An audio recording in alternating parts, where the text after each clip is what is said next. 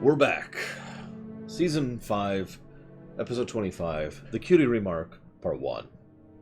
This is the episode in which Starlight Glimmer makes her dramatic return as the glimmeriest glimmer to ever villain. Or which...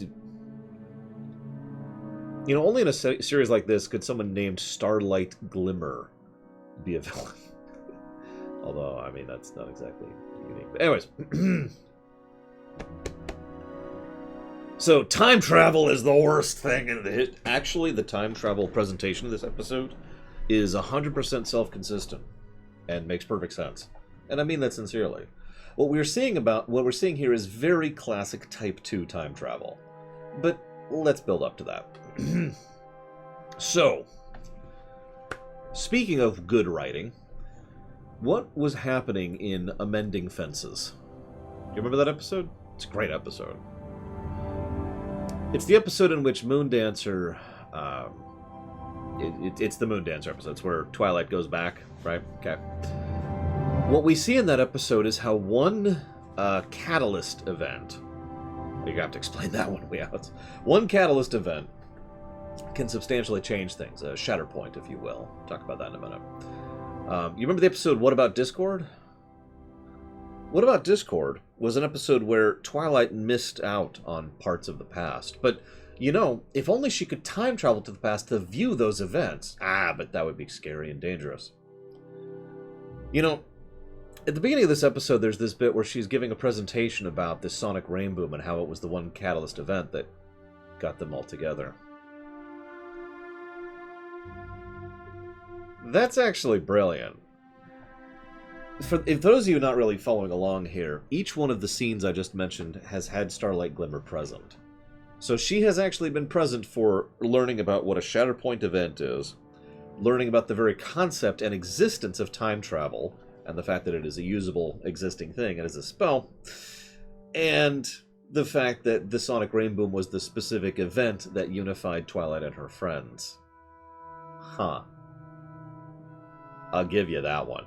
that either means that those were completely coincidental, which is unlikely, or they've had this planned out for a while, which I would believe more likely, given the circumstances. Yes, comma, we raised 2.7 million, exclamation mark. Very happy about that, period. And it's back to normal streaming, period. Quite possible, Baron, but you'll notice that every time they showed her, it was specifically relevant to Starlight Glimmer's plan. I'll be bringing that up later, too. Thank you, Savacom, for sharing with Ect what Type 2 time travel is, so I can just save that. But since several people probably aren't going to look at the website or don't know my terminology, let's go ahead and cover the 3 types of time travel really quick and dirty. Type 1 time travel, time is a linear line. There is no possibility of altering time, because anytime you move through time, all you are doing, have done, and will done is what was already done. In other words, if you go to the past, all you do is complete the future. Type 2 time travel is the most common type you see in fiction. Time is one timeline, but anytime you go back to the past, you change the future. So you alter things. In this episode.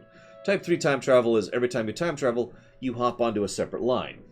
So nothing you ever do affects your original timeline because you are constantly changing timelines. So that's the 3 types. Now, I really feel for Twilight in this big speech. She's probably pretty good. I'm going to need clarification on that one, Loner, because that could be the show, the comics, the movie. And I don't remember the comics, which is probably what you mean, so I don't know is going to be my answer. Just covering the usual stuff on my Sunday stuff now, comma, but tomorrow we're going back to Heroes of Might and Magic 5, period.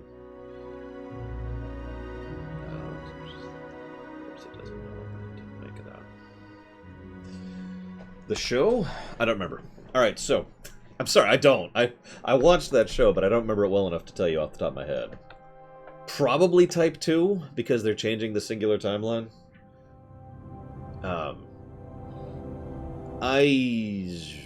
It is worth noting, by the way, that Type 1 time travel and Type 2 time travel can effectively be the same thing.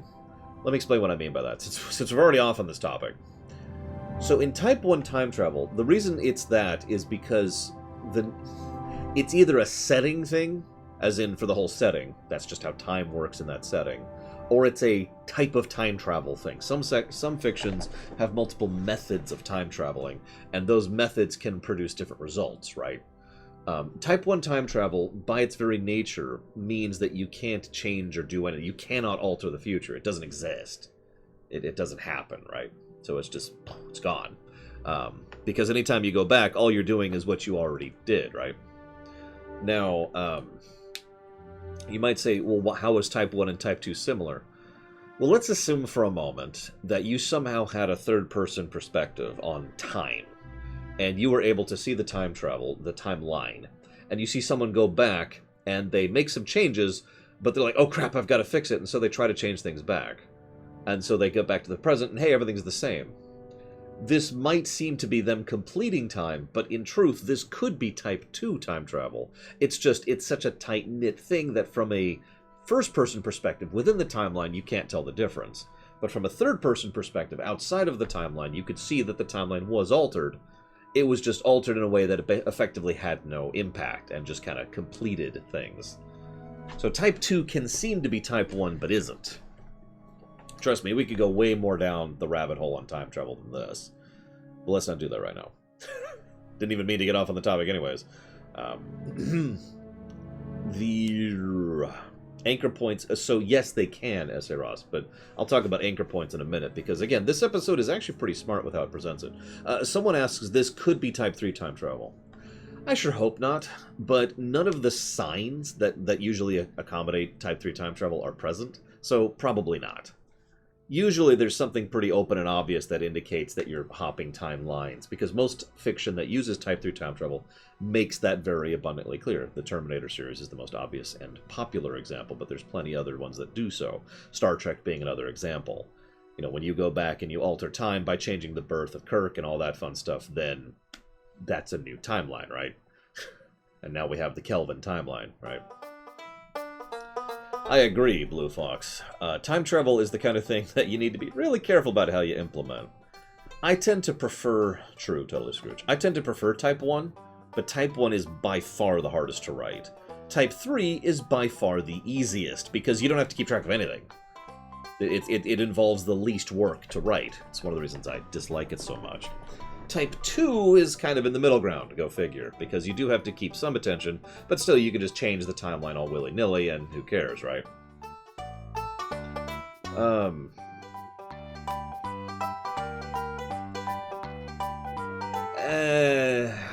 I don't agree with that, Lord Harrimont, but let's not go into that right now. All I'm going to say is, this isn't Type 3 time travel. Moving on. I hope it is. I hate Type 3 time travel. Type 2 time travel is like the worst type. It's ignoring the fact... I do not... It's so goddamn lazy is my first problem with it. But the second problem I have with it is it's so pointless, right? In Type 3 time travel, there's no reason to time travel, because nothing you do will ever affect you and yours. All you're doing is crafting another... Why, Darth Mordoro? All you're doing is crafting another timeline, which doesn't matter, and congratulations, you didn't change or affect anything. Anyways, personal preference. Moving on. Twilight Speech. Yeah, so sorry. Let's rewind here. So, Twilight Speech. I don't want to get into Avengers Endgame. I did a whole video on that if you want to talk about that. But Avengers Endgame wanted to have Type 3, but also Type 2, but also Type 1, and failed at all three. Avengers Endgame had worse time travel than this episode. Worse written. I mean that sincerely. That's not a joke. Anyways, so... I was gonna say, I don't know what I did to piss you off, Darth Mordoro, but I apologize for whatever it is. Lord knows that I get comments every single day, including today and yesterday, about people who hate me and hate my job and hate my show because I'm on the internet. See, I don't agree with that, Savacon, but that's probably just me, you know. Everyone has their things, right? Everyone has things that just make sense to them. Like, I can't knit. to save my life. I've tried. Doesn't work. You could tell Twilight has a good memory. And she has lots of nerves, and she's very nervous, right? She's very uncertain, like, oh god, how do I deal with this, and what do I do with this? And that just kind of lines up perfectly with Twilight, right? The person who, well, that would be me, totally Scrooge, I'll freely admit that. Back to the Future is awesome, by the way, and that time travel makes no sense at all. They make it out to be a combination of Type 2 and 3, and they break their own rules constantly. That... Okay, Darth Mondoro. I'm not even gonna ask. If you don't want to tell me, it's okay. It's none of my business. Where the hell was I? Alright, so... simultaneous Cutie Mark acquisition. Alright? Now that's actually fascinating to think about by itself. And it's the kind of thing that... I'm just gonna skip over the flashcards. I have nothing fancy to say about it. It's fascinating to think about because we have two broad possibilities here. Either this has happened before, or it hasn't. Now, they specifically do the Venn diagram with the Cutie Mark Crusaders, but it's worth noting that we do know this happened with her and her friends as well. But that's two on-screen recorded instances of simultaneous Cutie Mark acquisition. Are there more? Is this an escalating thing? The reason I mention the escalating thing is because it's entirely possible that this is one of those mathematical sifting things, where probabilities come down to over time. There's a term for this, I can never think of it. This is a real-life thing. It applies socially. It applies in terms of physics and math. It's a thing where things happen more and are more likely to happen in a certain way over time, just because of how life is, right? Now, I bring this up. Yeah, exactly. The reason I bring this up is because it's possible that this is an escalating thing. We had the one, and now we've had another one, and then we might have more and more as time goes on. I don't actually know if that's true. It's just something I'm speculating on. And remember, I haven't seen the rest of this show, so I'm not sure if they go into that kind of thing. But it is the kind of thing that makes me wonder, again, from a purely world-building perspective. Exactly, Shikor. Because from a world-building perspective, given what I call the pattern and how it is presented within the series, it's entirely feasible that this sort of thing would only happen if people were more in line with accomplishing the same thing at the same time. I'm explaining this the bad way. Let me try this another way. How many of you know, you yourself or someone you know, like a particular sports team? This is like the worst analogy I've ever come up with, but bear me out here. So, you have a sports team. They're cool. You root for them. Yeah! That kind of thing is so commonplace nowadays as to be mundane. Go Liverpool, right?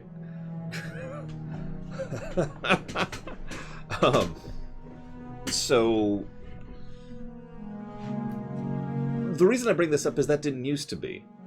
That became normal as competitive sports became a thing, and then competitive sports started to be organized into teams, and by basically just, again, no external force said this must happen, and no one sat down and organized it. It's just by logical conclusion of this pattern, people started drifting into teams and rooting for those teams. You know? And this goes back into the millennia range, as Weads just mentioned in chat, but this is still a thing that we went through. Yeah, it was a very organic process. I bring this up because that's exactly what I'm intimating is happening here with simultaneous Cutie Marks, that more ponies would be, over time, more inclined towards similar places they want to be at in life, you know, roles they want to fulfill, ideas and concepts that they want to pursue, you know, exactly what a Cutie Mark is, you know, who and what you choose to be, and thus more of this would happen over time, simply by biological organic progression, rather than something saying "kong," right? And I agree, the combination of the fact that both of the instances we just mentioned, the one several years ago with the main six and the one with Cutie Mark Crusaders, involved a combination of Pegasus Unicorn and Earth Pony, and a kind of breaking down that particular cultural as well as literal magical barrier. just... I'm sorry for discussing this so much, but this is probably one of the few things in this episode that really made me think, like, huh. And as I've said many times, the world building of this kind of thing has always been fascinating to me in this series. It's one of the things that I actually like most about this series is this type of world building and this type of development of what the pattern is and how things fit together and the very idea of it, blah, blah, blah, blah, blah. You'll notice, by the way, again, this is kind of interesting from a writing perspective. There's a lot of good writing in this episode. Moon Dancer is there. Doesn't have any lines. Doesn't have to. Animation. Don't need to bring in the actress. But the Moon Dancer is there and has a decent amount of screen time. Now, A, that makes perfect sense. They're in Canterlot and they're doing a magical thing, so duh. But B, Moon Dancer has a lot of thematic connections to Starlight Glimmer, as we will find out in the next episode. And, as we already pointed out, is kind of personally connected to the idea of a Shatterpoint, which I will, again, cover in a minute. I agree. I wish Moon Dancer showed up more. She's actually a pretty cool character, and it would be nice to have more of her. So does the pattern inform the future? That's a good question. I would say no, because, again, there is no such thing as a pattern as an entity. It's like saying physics, you know, or arithmetic. So, no, it would be my take on that, but I'm not sure. So there's a scene where the camera pans over the crowd, and Starlight Glimmer's there. She's the only one frowning. Honest question, how many of you caught that the very first time you watched this episode?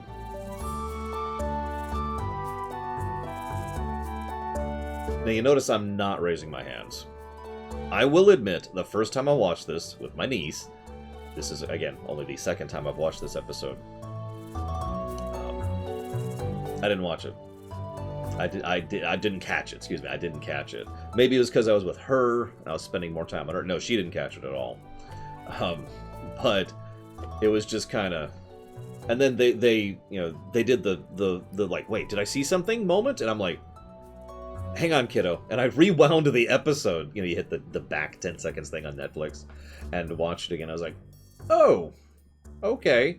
She's like, what? And I pointed out Starlight. She's like, oh, I wonder what she's doing there. Because my niece is amazing. So no, I actually didn't catch it. I'll own up to that.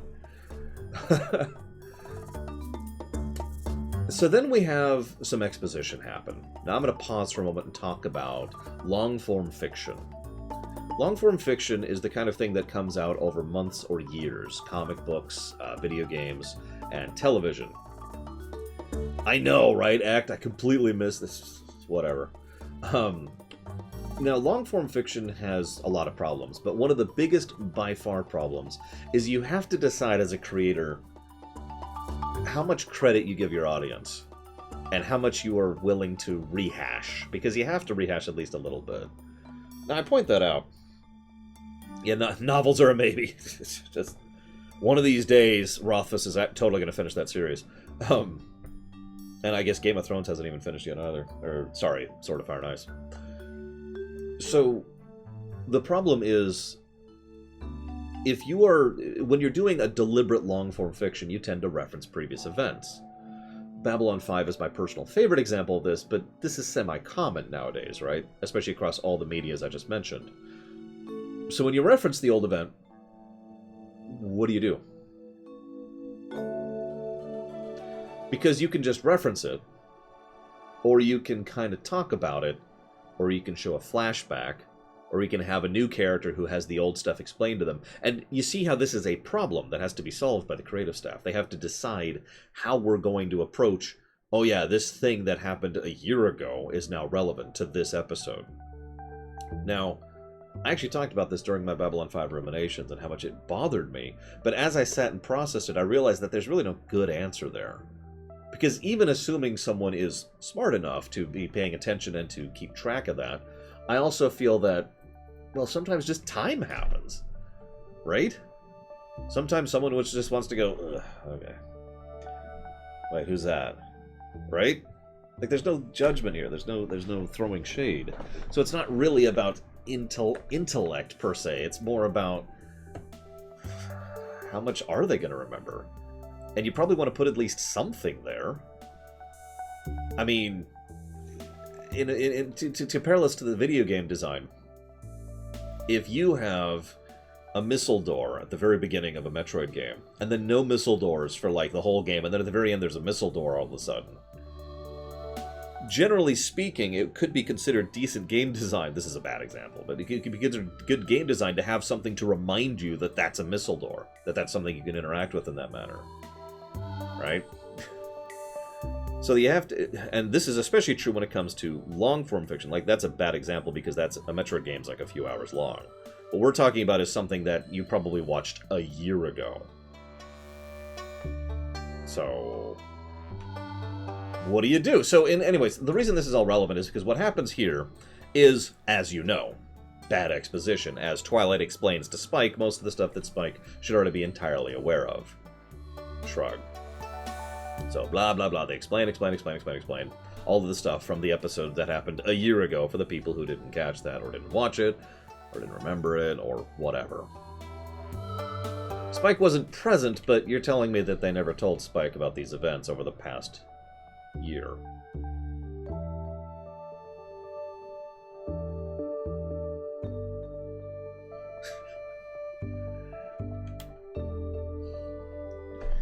Anyways, moving on. It's actually interesting how much you guys are disagreeing with me on this episode. This is rare. I'm liking it. So then, naturally, Twilight says, as long as I have my friends, I know that everything will be alright. This is, in my opinion, when the show really started to drift into more complex villainy. Immediately following that line is of course, because that's how that works. You have prompted things. What's that called? It's tempting fate. There we go. She's tempted fate, and immediately after that, we see Starlight Glimmer, who is of course lounging on Fluttershy's chair, which is funny both for the setup for Fluttershy and the more obvious butterfly effect reference. And she was just waiting there for her, of course, but I'll cover that in just a second. But what I mean by that is, if you look at the villains so far, honestly, only one of them has any complexity to them, and that's probably by coincidence, because he was so popular that they added complexity to him. I'm, of course, referring to Discord. Sombra is, by design, a one-note villain, and frankly, so have all of them been, to some extent or another. So that just leaves Starlight. Now, I'm not just talking complexity in terms of character depth. I'm also speaking in terms of not only motive, but operation, how exactly the villainy operates. Because I'm going to destroy you generally doesn't work, and indeed hasn't worked many, many times. So instead, actually sitting back and identifying a weak point and then specifically targeting that weak point, especially in a setting where friendship is magic, so by specifically targeting the friendship, like, you see how there's a little bit more complexity into her approach. Whereas Tyrek, by contrast, just kind of brute forced his way through things, for the most part. Obviously, he did talk his way around Discord. But it never occurred to him to do anything about friendship. Yes, I would agree with that, Lord Aramon. Nightmare Moon? Oh yeah, tons of complexity to her. What was her complexity again? Very, very basic, bare bones, like, extremely prototypical villainous. There's nothing even there. There, that's Nightmare Moon in one sentence. Right? Anyways. My point is, though, we saw a little bit of this with Tyrek, and we're seeing this with Starlight, and I don't know what kind of villains we'll have after this point, because this is effectively the last one I've seen, so whatever. But this leads us to the big scene. Yeah, true enough, fact. This scene leads to... Oh yeah, there's the pony... Does the Pony of Shadows count? If the Pony of Shadows counts, then my point is made true. That we are getting into more complex motivations and more complex operations with villains. So if the Pony of Shadows counts, which I don't agree with, but if we're going to count that, then yeah, absolutely. It's getting more complex going forwards. Because I have seen those episodes.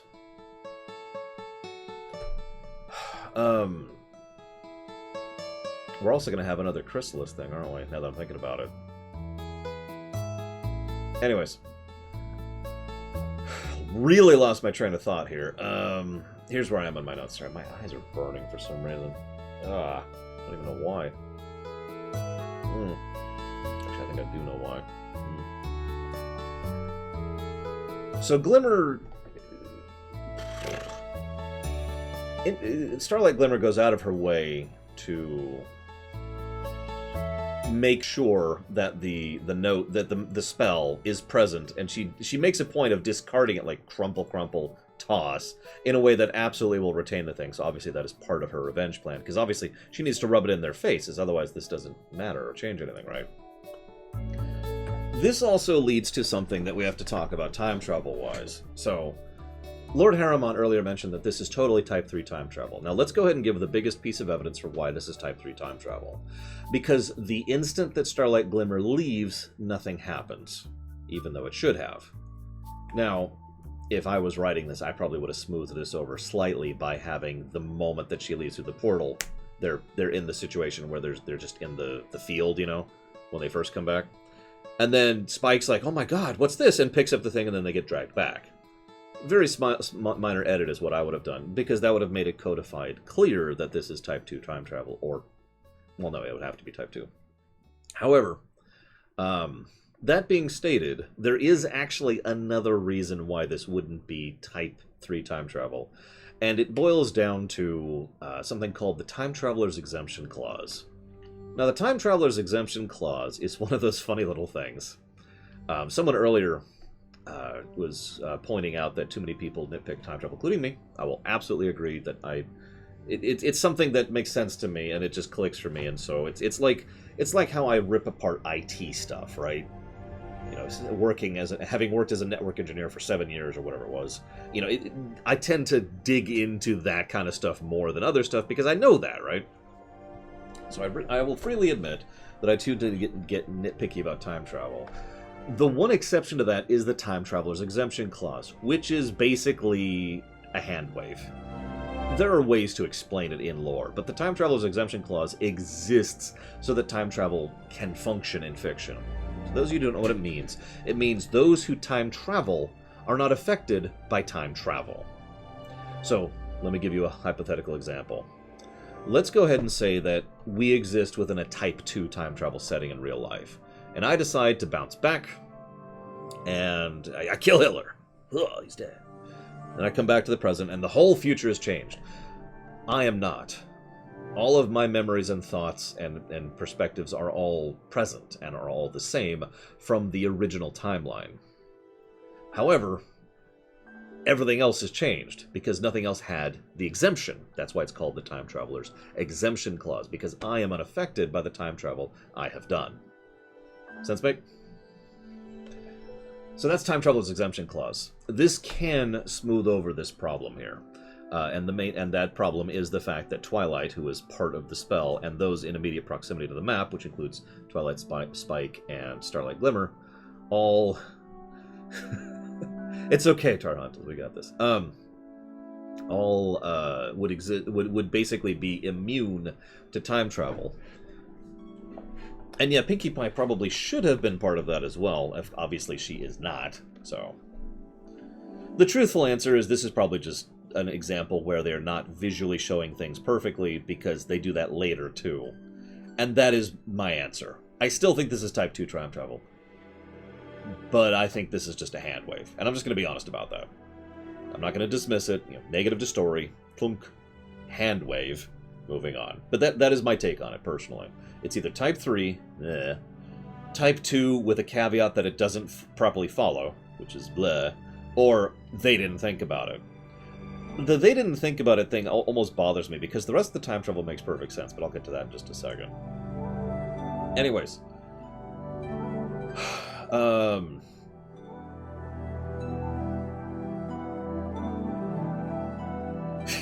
Dakoit has been on me about that for years, Act. I'd use numbers for everything. It's not going to change. Anyways. Moving on. So, next thing I want to comment on here is that... look at my notes here. We have the Star Swirl the Bearded, the Mevrons. Which is... Actually, I've already put it in my notes, but we'll go ahead and put it here. See, the funny thing is, I absolutely agree with you, Act. It's just I'm the opposite. The only way I can remember it is 1, 2, and 3. That's how it sits in my head, you know? Also 1, 2, 3, 4, and 5, and 1, 2, 3, 4, 5, and 6, or rather 0, 1, 2, 3, 4, 5, and 6. Also 0, 0, 0, 0, 1, 0, 2, 0, 8, 1, 6. All of those make perfect sense to me, because that's just the way my brain works. That's why I explain it each time, or at least try to. But me being stupid aside, they go to the past. Starlight Glimmer, first of all, uses telekinesis as flight. Can I just say that's actually really cool? That's a very creative usage of telekinesis as a power. I love that. I just wanted to comment on that really quick. There's also a... We also get the fact that she's... I understand that. That's why I explain it every time. Sorry. Moving on. So... One of the things that's going to become a regular element of Starlight Glimmer's magical talents, and I've actually already referenced this, is she's good at remixing spells, or mixing spells, or however you want to think of that, right? She doesn't tend to invent spells. She tends to take existing magic and mess with it, right? Her other talent, of course, being Cutie marks. No, it's okay, Act. It's my fault. I'm irritable, and I don't actually know why. Yeah, she does cordances, exactly. She does cordances, and, oh, you got it, Tarhuntas. Yeah, if you don't answer, I just assume you don't put it towards anything, and those just kind of get lumped into dealer's choice. So if someone doesn't answer, if you're wondering why, I was just kind of letting that go, that's why. I'll put it towards Dragon's Dogma. There you go. Thank you again for that sub. Yeah, exactly, S.A. Ross. And Twilight. It's actually one of the other ways I think that Twilight and Starlight make for good parallels for each other. Or not parallels. Teams? However you want to think of that. Let's leave Sunburst for later. He hasn't even been referenced, and like even casually referenced.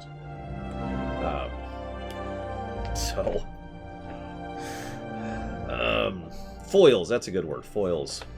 But anyways, yeah, so moving on. I'm getting really distracted today. This then leads to, we have the Star Swirl Imperative Reverence. I've already given the continuity counter for that spell. Remixing existing magic. Again, this is something that'll come up a lot in the future. She also tends to be a lot more brute forcey, pretty much from this point onwards.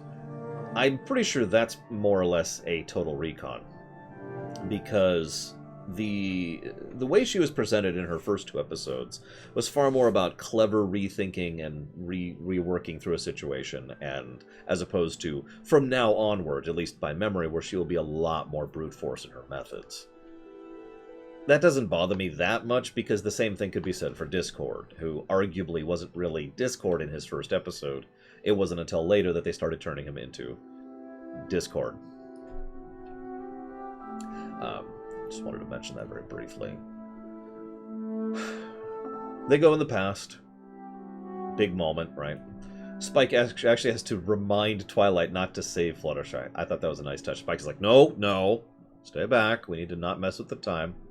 So first iteration, direct interference. She zaps Rainbow, holds her in place, and this, of course, leads to the concept of shatter points. This is the other thing I wanted to talk about. Now, this is purely the realm of hypothetical, but thankfully, within fiction, we can discuss this because we are a third-person perspective. Give me a moment.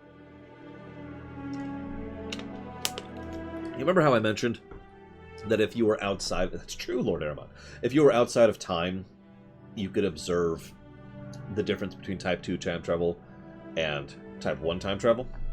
AKA, sorry, AKA malleable timeline versus rigid timeline. But you can only really observe that from a third-person perspective. When it comes to fiction, that's baked in, because we are the third-person perspective, by mere virtue of not actually being a part of the universe we are observing, right? This is relevant because it gives us an interesting way to discuss and observe fiction in ways that we basically... Yeah, freaking Udo. In the ways that we basically can't in real life. That's why I say this is all the realm of fiction, because we actually cannot be outside of real life to observe it from a distant perspective. At least not yet. Now, unless we're Udo, as Dakota already joked about. Or Udo. I never remember how they pronounce it. But then again, Cosmos is another one I always have trouble with. So, in time, theoretically, of course, but especially in fiction, there's most of time, and then there's Shatterpoint. Now, I am straight up borrowing that term from Star Wars, but it accurately describes it. Shatterpoint is a singular moment of significance, like, say, an Austrian being shot, just to use one random example of something that would qualify as a Shatterpoint, right, in real life. They had a whole episode about that, Loner. They had a whole episode discussing that. Catalyst is a good word to it. It's another one. Oh, so it is Udu. But yeah, it's a singular moment that is substantially important. And there are such moments in real-life history that we have enough historical records to point to and say, that was a big moment. Within fiction, we can identify these moments with total accuracy because we have that distant perspective I just referenced. So we can look at that and say, bam, that's a Shatterpoint, or that's a catalyst, or whatever, right? So this moment is, of course, a big moment, and naturally it's the kind of thing you would want to affect if you want to change time. Because it's entirely reasonable to say, and I've talked about this in several other works of fiction, that let's say Starlight Glimmer warped back to random day, just in the middle of the gap there, and pulled an apple out of the orchard and then teleported away. Do you think that affects anything? Now, yes, a creative writer can sit in that and say, yeah, no, totally, that apple was the one that changed everything. But I'm not using this as a creative challenge. What I'm trying to say is the contrast between normal time alterations and a specific, like a Shatterpoint, a catalyst time alteration. You see my point here? And I just wanted to comment on this because most time travel stories in fiction deal with these catalyst moments, these Shatterpoint moments. Not all of them do. It's actually kind of fascinating when time travel specifically affects a range of things that is so insignificant that you couldn't really, like, there's no specific impact of it. And I'm trying to remember, there's actually a work of fiction that I covered. I feel like it was last year or the year before.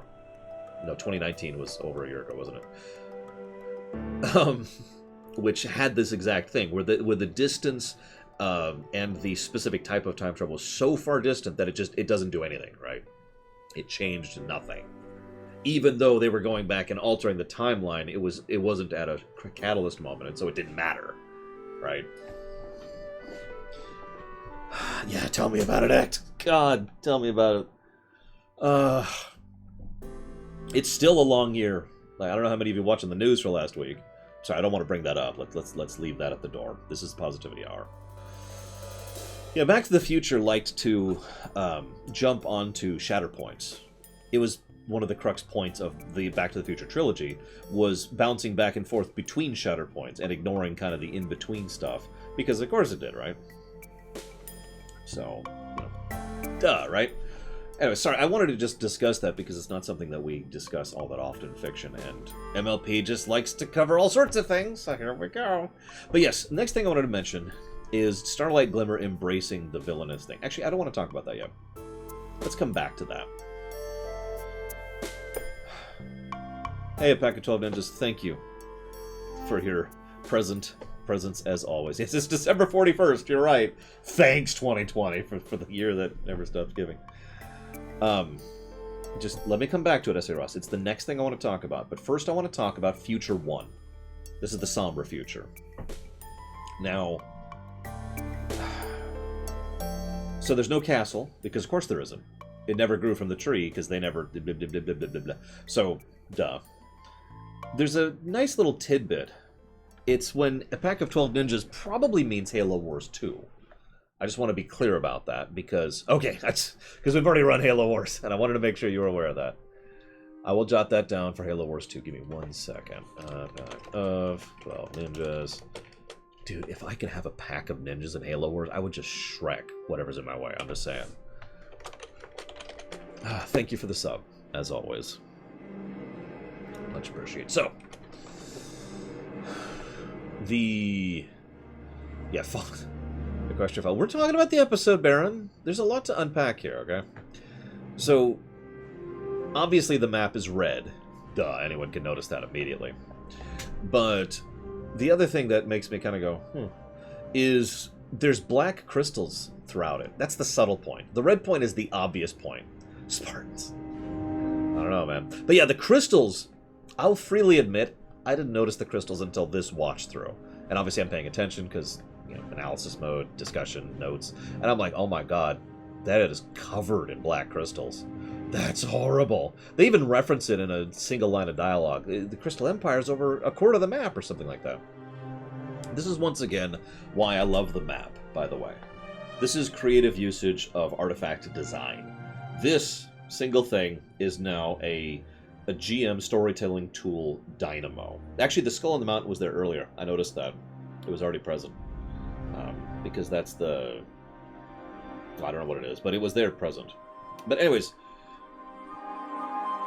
the ability to use the map as a way, as an anchor point in time, because that's effectively what this thing has become, makes perfect sense for so many reasons to me, and I don't know how to explain it. Can I just say that? It makes sense, or can we just move on? No, of course not. It's my job. It makes sense of me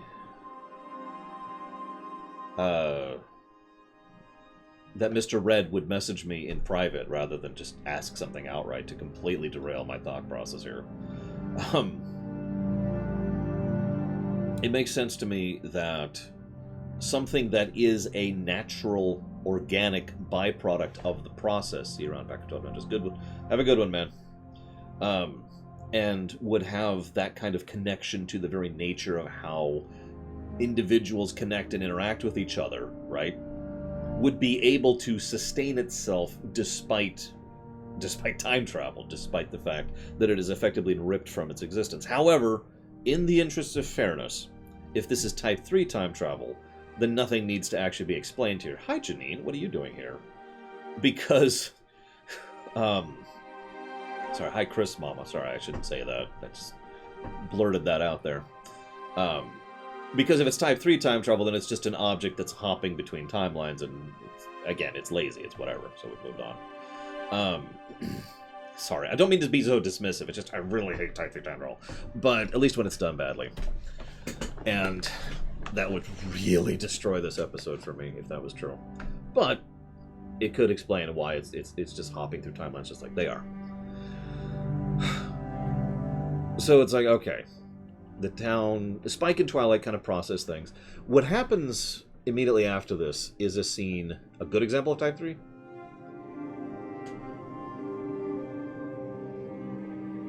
I'm sure there is one. I can't think of one off the top of my head. Sorry. I'm sure there is, because I know that people have questioned me on that before. And been like, hey, you know, use a good example of multiple timelines and where it's done well. And I've been like... And we've been able to come up with examples, I just can't think of it off the top of my head. Well, it is good to know that you are alive, but also well. I do hope you're doing well, Chris Mama, and I do hope that things are okay. I know that things aren't okay in general right now, Lord knows. I understand that extremely well. I am also still alive, still paying bills, thanks to these awesome, awesome people over here. Somehow, they still fund the fact that I exist. You're awesome, by the way. Thank you. What happens, so they're going through town. Town's all boarded up. Most of the ponies are gone. Town's abandoned. Makes sense, given the circumstances, since everyone's been recruited to the war effort. I'm going to circle back to that in a minute. And what happens is Twilight has to explain time travel to Spike. Now, that irritates me for it's actually probably one of the weaker parts of the episodes. Yeah, this is a state of total war. Again, we'll circle back to that. That's one of the weaker parts of the episode. Because Spike reads comics and knows about this kind of, like, Spike was the one who earlier, if you remember, I pointed this out, specifically stopped Twilight from altering time. Spike has literally... Why does he need this explained to him? So this is probably a much more overt example of bad exposition. The reason I'm willing to let it go is because of the fact that, you know, the kids who are probably watching this show probably don't know how time travel works. However, once again, I think this would be really easily fixable. Have him explain it to her. Done. Like, literally just swap the lines. Have Spike be the one who actually explains time travel to Twilight, because he's the one who has some familiarity with it and reads comics and all that and can process that idea. And then all of a sudden my objections go right out the window. It would also give him something to do other than to kind of be present for most of the episode. And it would be less irritating to me, because Twilight, as much as I don't agree with Weouts for the most part, I do agree with Weouts on this point. Twilight is weirdly stupid in this episode, consistently. There's a scene immediately after this where she runs up and hugs Applejack. Let me say that again in case you missed that. Immediately after explaining time travel to Spike and how the timeline has been altered, she rushes up to someone who's never met her before and gives her a big hug because, oh, thank God, it's Applejack, my good friend. She makes like 2 more mistakes after this point.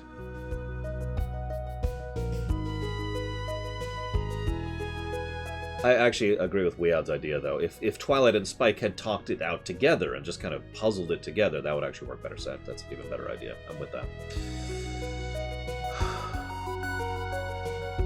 No kidding, S.A. Ross. There is, by the way, I'm sorry. Let's stop talking about the episode for just a second. There is one interesting, horrible thing with Type 2 time travel, and specifically, and the Time Traveler's Exemption Clause. Alternate You effectively gets destroyed in the process. Let me explain this a little bit. So let's say you go back and you kill Hitler, like real-life example I just mentioned, right? Now, having killed Hitler, and this is a malleable timeline type time travel, so time is now altered. So all of history is altered. Now let's assume for a moment that you are born, which you might not have been, but let's just assume that for a second. And so alternate you continues to live right up until the moment you run back. All the Command & Conquer references. Until you warp back from having altered the future, or altered the past, excuse me. At that moment of return, what happens to the other you that existed in the altered timeline? Well, the answer is gone. Now, most fiction doesn't even acknowledge this as a problem, doesn't even cover it. But some fiction actually addresses that and how much of a horrifying thought that is, because you are effectively destroying an entity, an alternate version of yourself, and effectively supplanting them with yourself. It is also within the realm of possibility that in so doing, what you do is... So this is something that fiction doesn't cover that often. It's actually a kind of a neat solution to this problem. Is you remerge so the other you basically merges with you, and now you have memories of 2 timelines. Have fun with that. The third option, again, something that isn't addressed all that often, although Back to the Future actually did this specific one, is other you is still there. So other you doesn't get removed or destroyed or anything. They're just still roaming about in the thing, and now there's just a new life here. You are now the odd man out, so to speak. So there's several ways of doing this. Yuri's Revenge actually had the wonderfully cartoony timeline merging thing, which was fun. But yeah, there's a lot of... So, I'm sorry, I wanted to address that really quickly, because it's relevant for... Where's Twilight? Where's alternate Twilight? Might be a better way to put that. Because the options here... And you notice this episode does not address this at all, as Lord Harriman pointed out earlier. But... Yeah, where's alternate Twilight? Is she replaced by current Twilight? Is she still out there in the world doing something? Is she remerged? Well, no, obviously she's not. There's no merger because Twilight doesn't have any memories of the alternate timeline. She has to have stuff explained to her. So that's not it. So that's off the books. It's the only one we could definitively say doesn't happen. So, what happens to alternate Twilight? She could be dead. Yeah, who knows? And yeah, where's alternate Starlight? Is she just hanging out at her, her utopia? Trying as hard as she can to stay out of things? There's actually a lot of questions that are prompted here.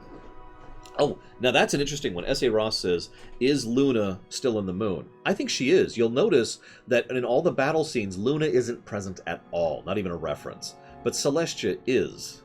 Now, There's plenty of ways to explain that, but I think that was a deliberate choice on the writer's part to showcase that Luna is still stuck in the moon. My take on that one. I could be wrong about that, of course. Maybe she was destroyed, which would be even worse, rather than being stuck, or more likely. So the idea here is not that she's still stuck. It'd be more like she gets out, and then she goes back in. But you get the general idea. There's a lot of questions and possibilities that are prompted by this episode. Obviously, since, you know, we're 50 minutes into discussing this one. Now, so Twilight explains time travel to Spike. Immediately forgets how time travel works. Goes to Applejack. Credit to Applejack's voice actress. You notice how she sounds flat in all her dialogue here. There's just sort of a everyday, ground down, working tone to her. I can't even do it properly. I'd have to actually sit and work at that, because that's a hard tone to hit for me. And she's just kind of discussing things in her own kind of flat way, and blah blah blah blah blah, right? Yeah, she sounds broken down, and it's still obviously her, but she does a good job with it. It's surprisingly impressive, because again, it's hard to do that kind of a thing. I agree, Lord Harrimont, but we'll cover that in next episode. Remember that, Lord Harrimont. Mass-producing apples for the war effort. So, I said we'd circle back around to it. Total War. Now, for those of you who haven't discussed warfare in real life or in fiction, there's layers to it, like there are to everything. You know, there's conflict, skirmishes, you know, border skirmishes, and then there's, like, political war, and then there's ideological war, and then at the very top, at the absolute top end, is total war. Total war is the kind of thing that usually doesn't happen in real life, for example. It's more of a fictional realm thing. Total war is when the two sides are so 100% totally opposed to each other that basically all of the war effort on both sides is dedicated to absolutely destroying all of the other side. To use an alternate fictional example, the Borg. Now, I know that's a weird example, but the Borg are more or less at a non-stop, continuous state of total war with everyone else. With everything else everywhere. You know, you encounter a Borg ship, it is total... Or the Tyranids from Warhammer is actually a better example of this. If you see a Tyranid, then you kill it. Because it's a Tyranid. Because you are in a non-stop state of total war with that thing, right? That's total war. And I mention that because that's clearly how they've pushed this element. They've pushed the idea that Sombra is fighting basically the entire rest of Equestria combined. Now, there's two things I like about that. Or you run, which is probably the smarter thing. There's two things I like about that. First of all, he's winning, but slowly. That's smarter than I would expect of most fiction, never mind this show. Because it would be too easy to say, oh, he's won. And if you notice, we're going to be seeing, oh, they've won in several of the upcoming future timelines. But instead, Sombra is fighting. The conflict is still ongoing. And he is being held back. It's a slow grind, right? Sombra is slowly pushing back the line, instead of just sweeping. I find that fascinating, and it makes sense. If one force invaded all of Equestria, I could actually believe that with all of their magic and all their power, we literally see some of this on display with what Rainbow Dash can do, with what Celestia can do, and with what both Maud and Pinkie Pie can do. The fact, yes, I am Mr. Red, the fact that they can all accomplish that, and what they do, kind of shows how they do have, you know, supernatural abilities and strength, and can kind of hold back this force, but not win. Yeah, this is kind of like this big, horrible grind fest where both sides are just smashing each other. And the episode does a really good job of showing how much it's costing Equestria. So this is brilliant for so many reasons. Forgive me for gushing. I love the Sombra future.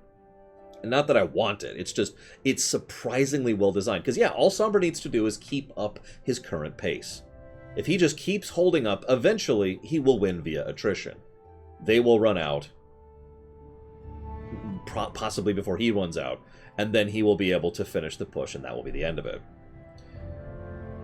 He's got the mind control things, which it's implied help sync up his troops together based on how they animate and how they move. So that's a thing. There's the fact that the mod in Pinkie Pie Moment, I know that sounds strange to say that out of context, but the mod in Pinkie Pie Moment is actually awesome because we get to see what Earth ponies can do in a war, for lack of a better way to put it, in a conflict. We can see how they can accomplish things. And of course, I noticed that too, S.A. Ross. And of course, Rainbow Dash. That's actually a really good point, Stabby Keith. I didn't even think about that. So I mentioned the attrition thing. Anytime he defeats an enemy pony, anytime he takes a captive, all he has to do is slam down a helmet on them and he's got a new troop. Wow. That's messed up. I didn't even think about that. So now it really is an attrition war because every loss you take makes things worse. Oh. And yeah, it's very Scourge. It's very Scourge. See, I haven't seen Season 9. I haven't actually seen that yet. Rainbow Dash. So she's obviously very seriously wounded. Do you think that's armor on her wing or a replacement? Now, I think it's a replacement because it doesn't make sense to me why she would only armor one wing. Which means at some point in time, her wing got ripped off.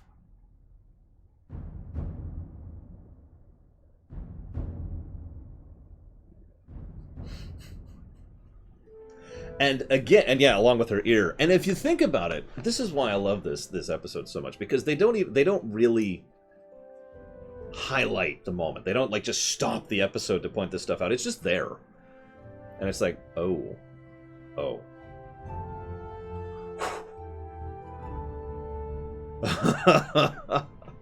Yes, exactly, Lord Harrimont. Oh my gosh. This is all kinds of messed up. This episode also did probably the best job I've ever seen of selling Sombra as a villain to me.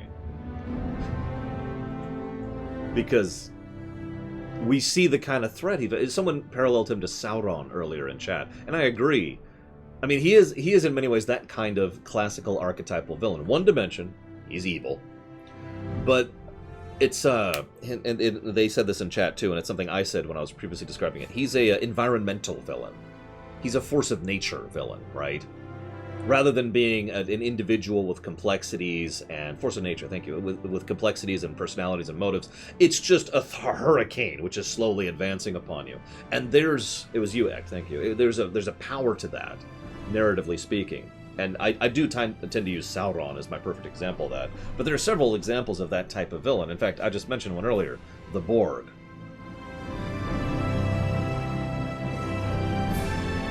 And yeah, we see what he could have actually accomplished if he had not been stopped. By the way, this is skipping a little bit into episode 2, but I've always personally headcanoned that the reason why only one individual villain is dominant in any given one of these is the idea that the main 5 were able to defeat the other villains in their critical moments, but not this one because they weren't unified or because Twilight wasn't there or whatever.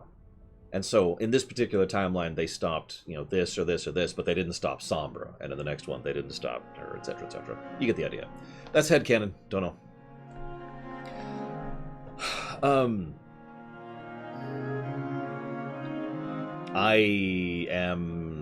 I'm not aware of that act, unless you're talking about Fallout Equestria, which I thought was a separate thing. Or Celestia stopped it. Yeah, that's also possible. But yeah, you get the point. Again, Shatterpoint, one critical moment, one catalyst moment, didn't go right. And again, you could see how these moments can... Oh, a question. Okay, so that's not the one I'm thinking of. So then, no, I'm not aware of that. That's funny. Tracking my notes here, I mentioned the rainbow, I mentioned the rainbow wing and the helmet, Pinkie and Maud's strength. I mentioned how he didn't just win immediately. I mentioned how Luna's not there. See you around Mr. Red. Enjoy Stardew Valley. It's an awesome game. They like the crystal spells. Okay, so this then leads to them going back again. Using the spell, going back in time. This leads to iteration 2. Let's talk time travel for a second. This, assuming time traveler's exemption clause, this is where the time travel makes the most sense, weirdly enough. Hear me out for a second.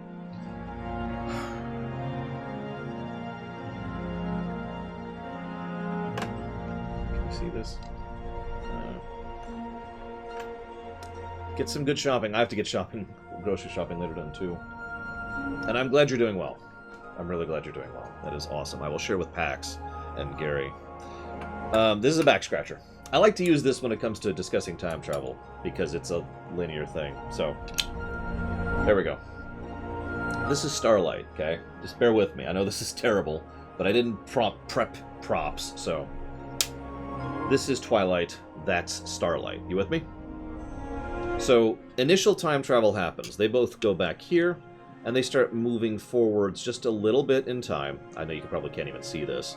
And then Twilight is sent to the new future. Now, I'm going to assume for the sake of this example that this is type 2 travel, because otherwise this analogy doesn't work at all, and I don't have like 7 back scratchers to use, so just bear with me, please. So, what happens is Twilight is shoved forwards. Starlight, we're going to pause here. Yeah, tell me about it. Food is important. I'm even cooking now. I have my own kitchen. Holy crap. So, Starlight is paused at this point in time. Bear with me. Twilight goes forward. She learns about the somber future and all that fun stuff, and she decides to use the time travel spell again. She goes back to this point, before that moment where we left Starlight. Starlight, as a consequence of the spell, is pulled back with her. That's why I say she was paused, because from Starlight's perspective, she's sitting there, waiting there, and then Twilight casts the spell, which immediately yanks her back to the earlier point in time. Now there is now Starlight is effectively here a second time, and Twilight is back here. And at this point, this is why I say this makes so much sense. Yeah, the spell does is actually brilliant, because each time it's used, it pulls Starlight back along with Twilight. The anchor point is the same, which is right here, the moment at which the spell pulls them back to, even if the source point is different each time. Twilight way up here, several years in the future, and Starlight a couple minutes in the future, right? So the source is different, but the destination is the same each time, and thus that anchor enables them to constantly be pulled back. It's absolutely brilliant, and it's one of the better written parts of the episode. That's why I want to do the visual representation there.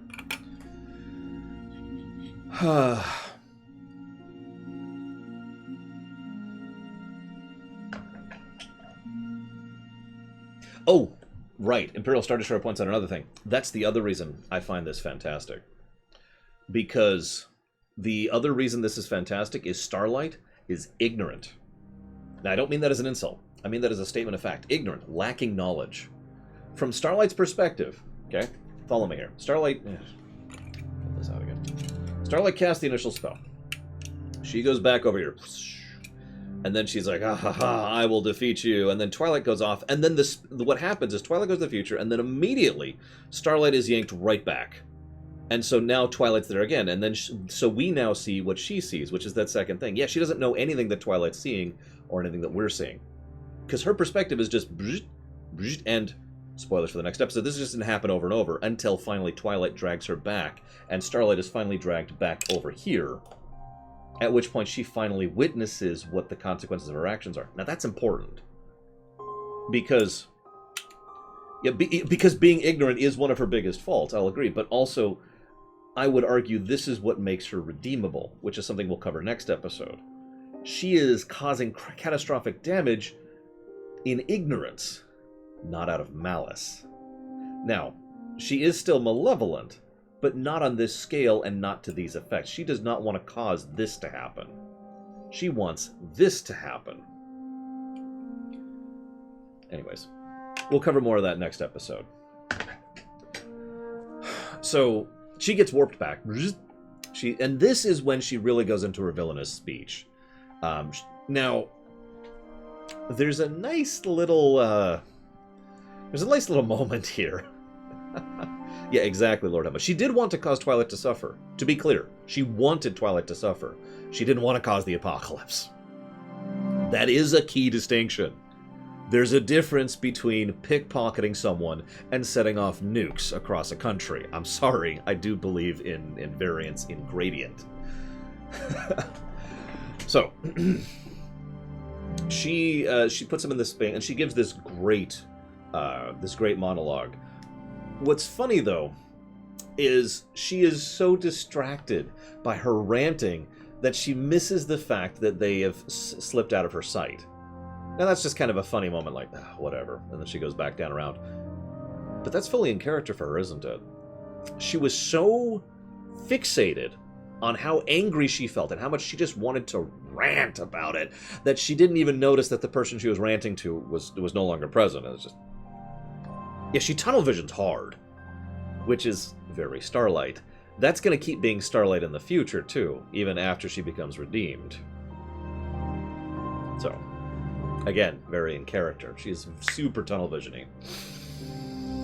So then we see something wonderfully insidious. She decides to reform the bullies, to stop the bullying of Fluttershy. What do you do to that? It's like, now Twilight's an idiot because she doesn't come up with any kind of good response to her, and I do think Twilight being an idiot is the worst part of this episode overall. But it is wonderfully insidious. You know, you shouldn't bully. Wouldn't it be wonderful if we had a thing where no pony could tease anyone ever? There's also this funny little bit where Rainbow... Yeah, it's very brilliant, where Rainbow is like, wait, are you an Alicorn? And it's just one line, but it's a nice little reference to the fact that, you know, there shouldn't be another. So Twilight fails. Of course she does. And so back to the present. No Rainboom. She fails... I'm sorry, if I can read my notes directly.